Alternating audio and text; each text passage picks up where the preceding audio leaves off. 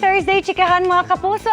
Non-stop lalo ang kasiyahan at katatawanan sa TikTok Clock dahil sa bago nilang host. And it's none other than Herlene Budol. Kaabang-abang din ang funny and sweet moments ni Herlene at Empoy Marquez sa GMA Prime Action series na Black Rider. Makichika kay Nelson Canlas. You have 1 minute and 30 seconds. TikTok Clock! Happy time! It's time for TikTok Clock to introduce a new host. At ang bago nating makakasama bago ang pananghalian, Hayaan pa natin yung tutukan namin ng matinding bakbakan ng labanan!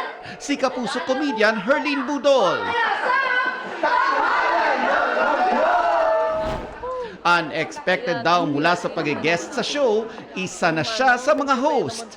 Kaya nanumbalik ang kanyang memories noong nagsisimula pa lang siyang mag-host. Kala ko nung una trial lang ho pero ngayon tuloy-tuloy na daw po to. First love ko po to.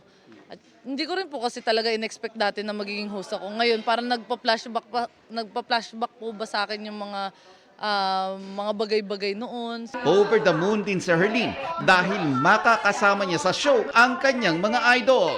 Andiyan si Mama Donita. Hanggang ngayon ginagabayan niya pa rin po ako. Siyempre idol ko po si Mama Pokwang sa comedian. Tapos sila Kuya Kim, araw-araw po parang may Google po akong dala-dala. Walking Google ko po yan si Kuya Kim pag may hindi po ako alam. Bukod sa mapapanood na ng mas madalas bago magtanghali sa TikTok Clock, busy din si Herlene sa kanyang pagganap bilang si Pretty sa Black Rider.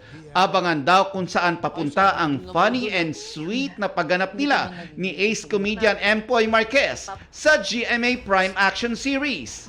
Abangan nyo po si Oka at si Pretty, Capri in short, kung makakapag na ba sila, in laban, oo. Kung anong magiging susunod na mga kabanata.